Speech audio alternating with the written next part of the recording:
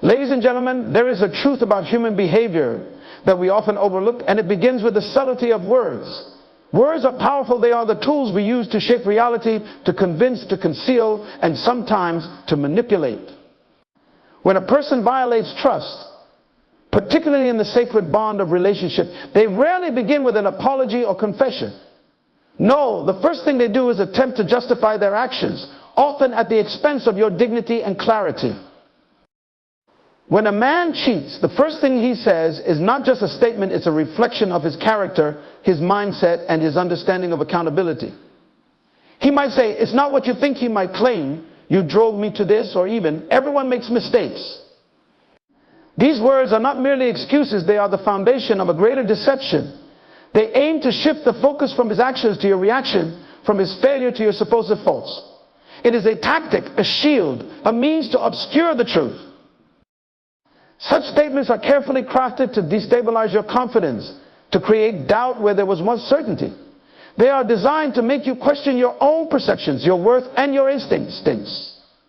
But I urge you today, do not let such words take root in your heart. Words like these are not explanations, they are distractions. They are the language of deflection, not redemption.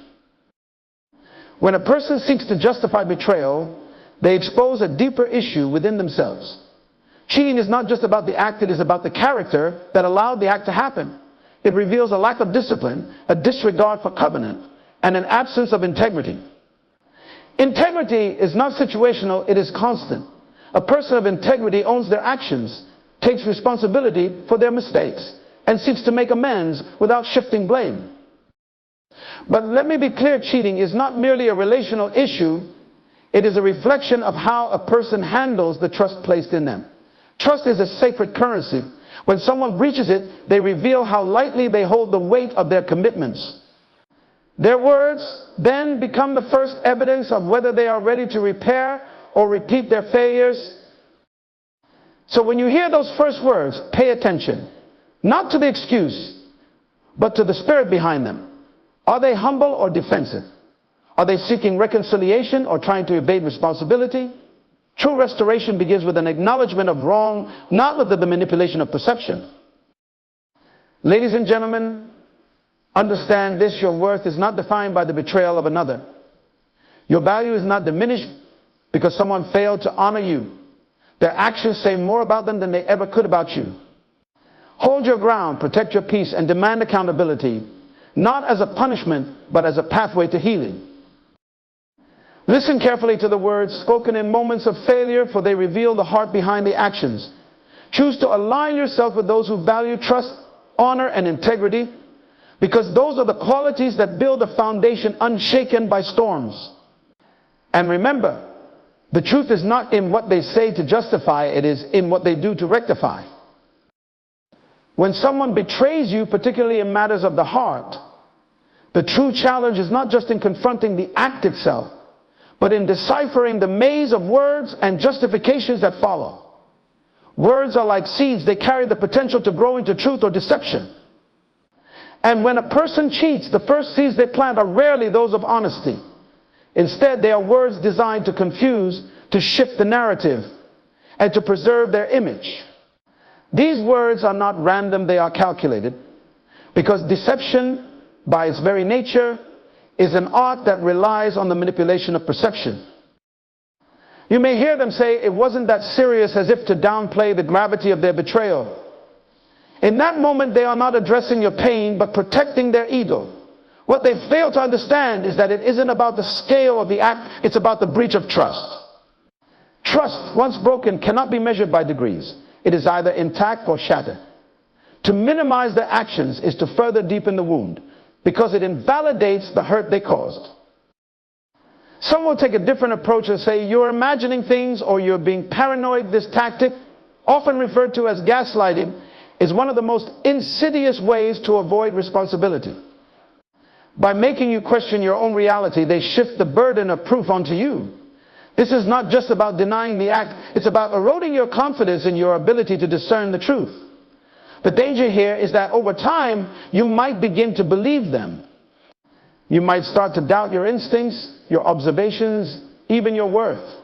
But let me tell you this, your instincts are a gift, a compass that often points to the truth even when words try to obscure it.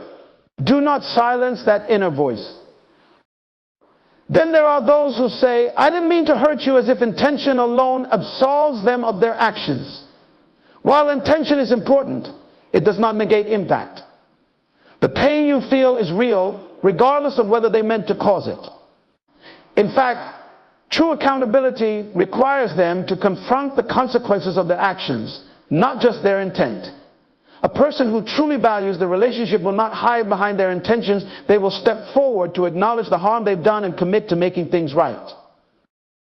Others might shift the blame entirely, saying things like, if you had been there for me, or if you hadn't done this, I wouldn't have done that. This is one of the most dangerous responses because it seeks to make you complicit in their betrayal. It implies that their actions were a reaction to your supposed shortcomings. But hear me clearly, no matter what challenges existed in the relationship, betrayal is a choice. It is not an accident, nor is it an inevitability. It is a deliberate decision to break trust. And no external circumstances can justify that choice. To accept blame for someone else's betrayal is to carry a burden that was never yours to bear. There are those who will appeal to your compassion, saying, everyone makes mistakes, or I'm only human, while it's true that no one is perfect. Not all mistakes are created equal. Forgetting an anniversary is a mistake. Overspending on a shopping spree is a mistake. Cheating is not a mistake, it is a betrayal. It is a premeditated act that involves a series of choices, each one consciously made. To frame it as a mere slip-up is to trivialize the depth of the hurt it causes. Accountability requires more than acknowledgement, it demands change. A person who truly seeks forgiveness does not hide behind their humanity, they rise above their failures. Some will turn to deflection, saying, it was just a moment of weakness. But weakness, my friends, is not an excuse, it is a test of character. Everyone faces moments of temptation, moments when their resolve is challenged. What defines a person is not the presence of those moments, but how they respond to them. Strength is not the absence of weakness, it is the ability to choose integrity over impulse, commitment over convenience. A person who blames their weakness is not addressing the root of the issue, they are merely postponing the inevitable. And then there are those who will try to silence you altogether, saying, let's not dwell on the past, or can't we just move on? These words may seem like a plea for peace, but they are often a means of avoiding accountability. Moving on is not a decision that can be made unilaterally. Healing is a process, one that requires time, honesty, and effort from both parties. To rush that process is to dismiss the depth of the wound. True healing cannot begin until the truth is fully acknowledged and addressed. You see, when someone cheats, the first words they speak reveal more than their excuses. They reveal their priorities. Do they prioritize protecting their ego, or do they prioritize the relationship? Do they seek to justify their actions, or do they seek to understand your pain? Words are not just a response, they are a reflection of the heart. A person who truly values you will not hide behind excuses. They will step into the light of accountability. But let me turn the focus to you for a moment. Because in the aftermath of betrayal, the most important voice you will hear is your own. What are you saying to yourself in response to their words? Are you blaming yourself for their actions? Are you questioning your worth because of their choices? Let me remind you of this. Their actions are not a reflection of your value, they are a reflection of their character. You are not defined by their betrayal. You are defined by how you rise above it. In moments of pain, it is tempting to seek closure from the person who hurt you. But closure is not something they can give you, it is something you create for yourself. It begins with acknowledging your worth, reclaiming your voice, and setting boundaries that protect your peace. Forgiveness, if you choose to extend it, is not about absolving them of their actions. It is about freeing yourself from the weight of anger and resentment. Forgiveness is a gift you give to yourself, a declaration that their actions will not hold you captive. Let me say this: trust, once broken, can be rebuilt, but it requires more than words. It requires consistent action, a willingness to be transparent, and a commitment to change. Rebuilding trust is not a one-time effort, it is a daily choice. And it must be a choice made by both parties. If you find yourself in a place where trust cannot be restored, know that it is not a failure, it is a recognition of reality. Walking away from a situation that no longer serves your peace is not weakness, it is strength. Betrayal has a way of shaking us to our core, but it also has the power to reveal the strength within us. It challenges us to confront the truth, to demand more from ourselves and others, and to rise above the hurt. Let the words spoken in moments of betrayal teach you not only about the person who spoke them, but about the standards you hold for your life and relationships. You are worthy of honesty, respect, and love that is steadfast and true. Do not settle for less. Let their words be a lesson, not a limitation. When betrayal enters your life, it doesn't just affect the relationship, it shakes the very foundation of your trust. Trust is one of the most sacred bonds between individuals, and when it is broken, it leaves behind a ripple effect that touches every aspect of your emotional, mental, and even physical well-being. The first words a person says when they're betrayed you are not just an attempt to explain themselves, they are the start of a narrative they hope you will accept. It is in these moments that you must be vigilant, not only listening to what they say, but understanding the intention behind their words.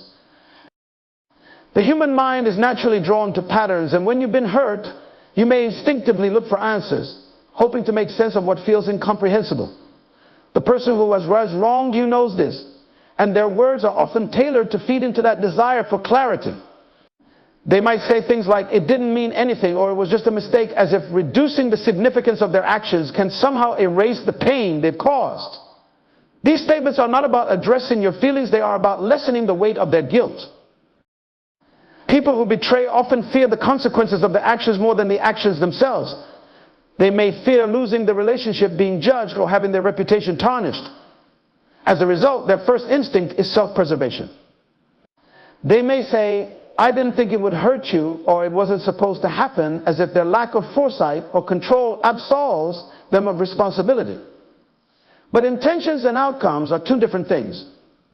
Regardless of what they intended, the reality is that their actions cause harm. A mature and accountable person understands that their responsibility lies not just in what they meant, but in the impact of what they did. In some cases, the betrayer may choose silence as their response, refusing to acknowledge what they've done or avoiding the conversation altogether. This silence can be even more painful than words because it leaves you with unanswered questions and unresolved emotions. Silence is not a sign of regret, it is a strategy to evade accountability. When someone refuses to engage in the difficult but necessary dialogue that follows betrayal, they are prioritizing their comfort over your need for closure and healing. One of the hardest things to hear after being betrayed is the justification rooted in entitlement. They may say, "I deserve to be happy," as if their pursuit of happiness absolves them of the need to honor their commitments. Happiness is not an excuse for harming others. True happiness is built on a foundation of integrity and respect, not on actions that tear down trust and inflict pain. When someone uses their own desires as a rationale for betrayal, they reveal a selfishness that goes beyond the act itself. When betrayal happens, it's important to recognize that the words spoken in the aftermath are only part of the story. Actions always speak louder than words.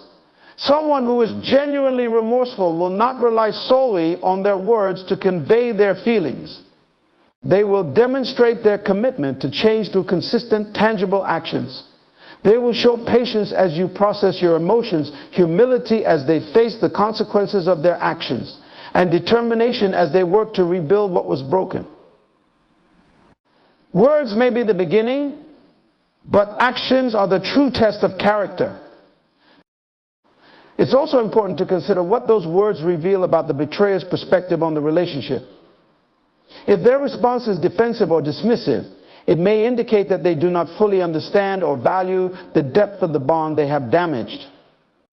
Relationships are not transactional, they are built on mutual respect, trust, and shared values. When someone treats their betrayal as a minor inconvenience or a forgivable lapse, they fail to grasp the gravity of what they've done. For those on the receiving end of betrayal, the path forward is not an easy one. The first step is to reclaim your sense of self-worth. Betrayal has a way of making you question your value, but remember this, the choices of others are not a reflection of your worth. You are not defined by someone else's failure to honor you. Healing begins when you stop internalizing their actions and start focusing on your own growth and resilience. Boundaries are another crucial aspect of healing. After betrayal, it's essential to establish clear boundaries that protect your emotional well-being.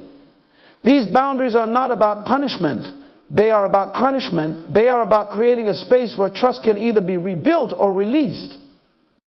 Boundaries communicate your expectations and needs, allowing you to regain a sense of control in a situation that may have left you feeling powerless.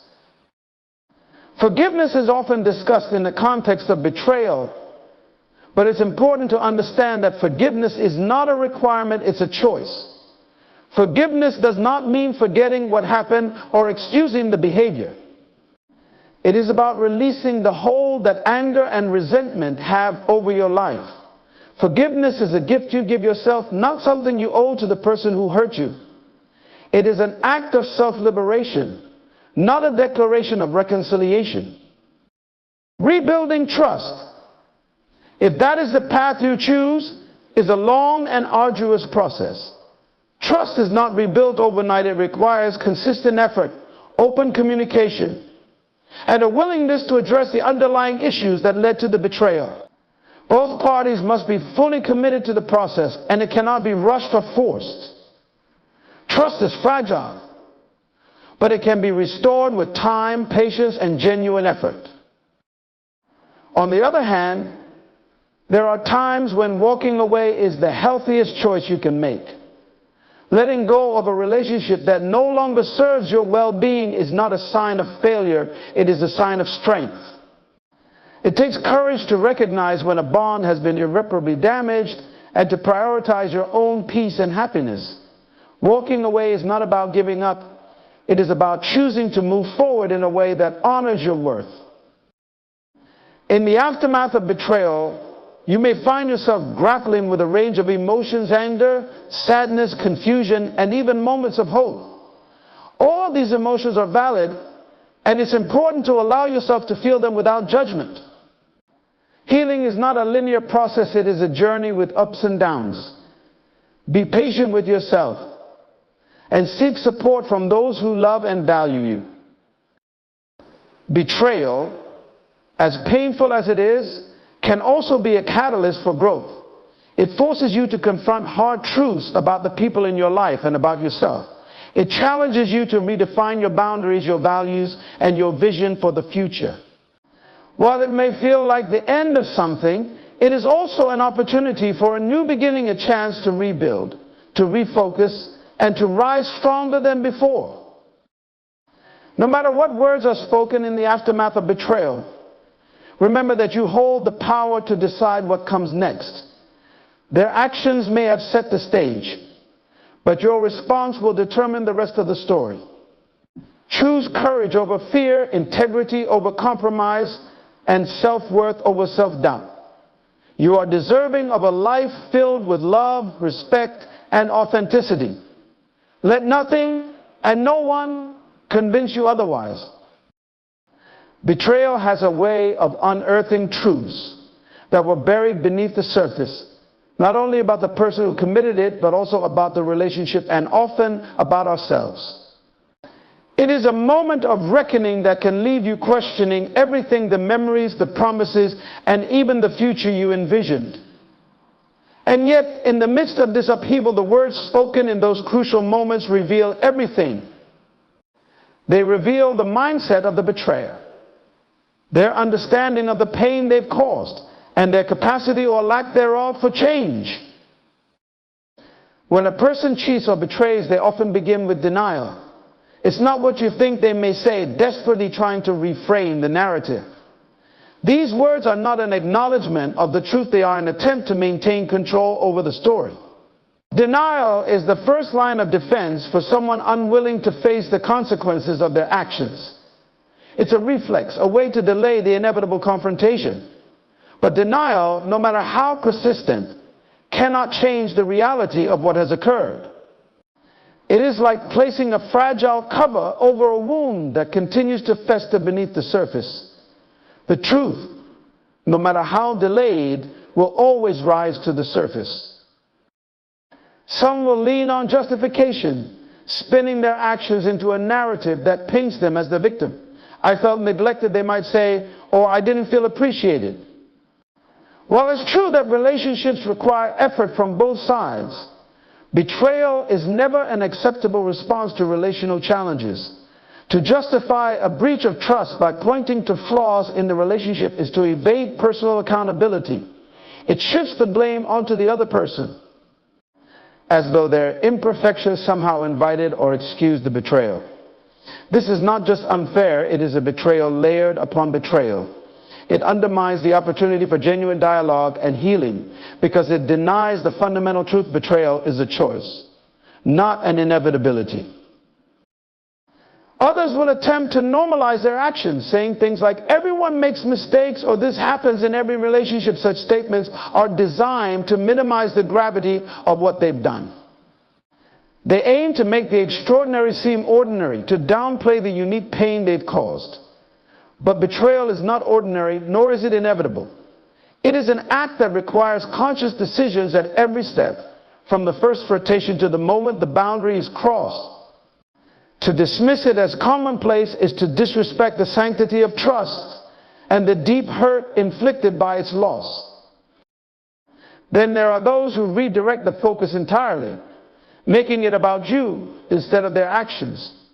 You're overreacting, they might say. Oh, why are you making such a big deal out of this? These words are not only dismissive, they are manipulative. They attempt to diminish your feelings, to make you doubt the validity of your pain. This is a tactic often used by those who lack the courage to face their own guilt. By framing your reaction as the problem, they seek to absolve themselves of responsibility. But let me remind you, your feelings are valid. Your pain is real. Do not let anyone convince you otherwise.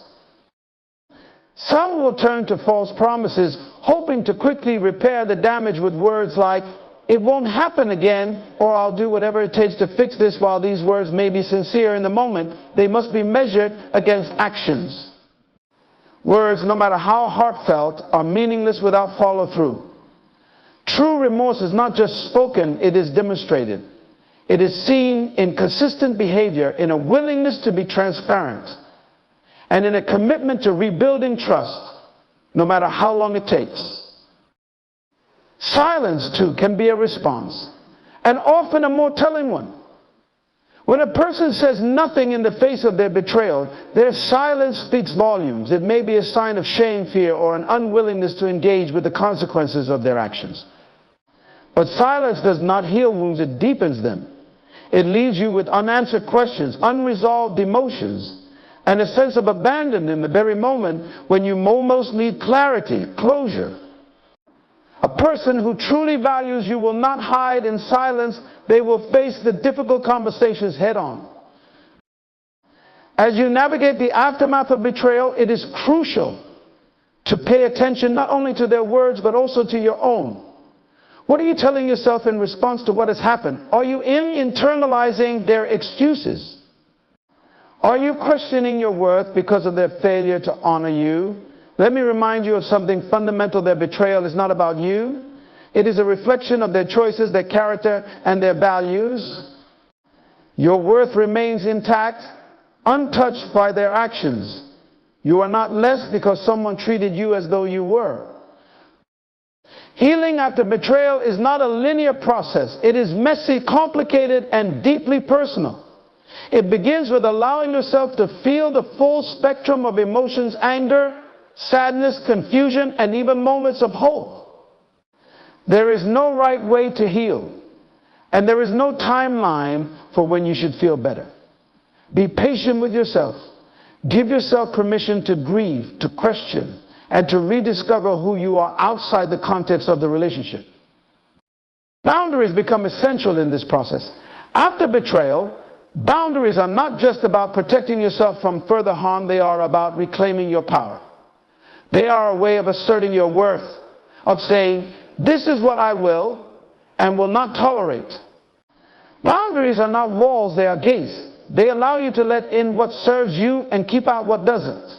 Setting boundaries is an act of self-love, a declaration that your peace and well-being are priorities. Forgiveness, if it comes, must be a choice made freely and on your terms. Forgiveness is often misunderstood as absolution, but it is not about excusing or forgetting what happened. Forgiveness is about freeing yourself from the weight of anger and resentment. It is an act of liberation, not a gift to the person who hurt you. Forgiveness does not mean reconciliation. It does not mean you have to trust again or rebuild the relationship. It simply means you refuse to let the pain define you. Rebuilding trust, should you choose to attempt it, is a process that requires both parties to be fully committed.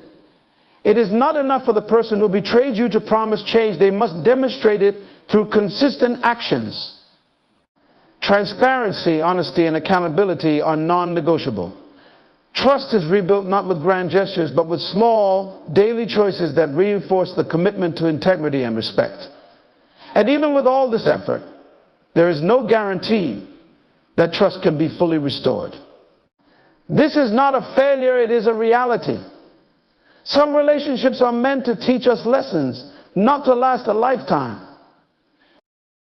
There will be times when the healthiest choice is to let go.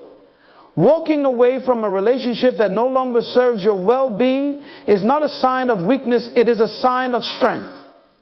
It takes courage to recognize when a bond has been irreparably broken and to prioritize your peace and happiness.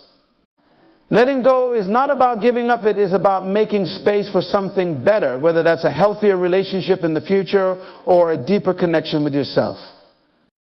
Betrayal forces you to confront difficult truths, not only about the person who hurt you, but also about what you want, need, and deserve in your relationships. It challenges you to reevaluate your boundaries, your values, and your vision for the future. As painful as it is, betrayal can also be a catalyst for growth. It is an opportunity to rediscover your strength, to reclaim your voice, and to set a new standard for the love and respect you accept in your life. In the face of betrayal, you have a choice to rise above the pain, to reclaim your worth, and to chart a path forward rooted in strength and self-respect. Let this experience refine you, not define you. Remember, Deacon,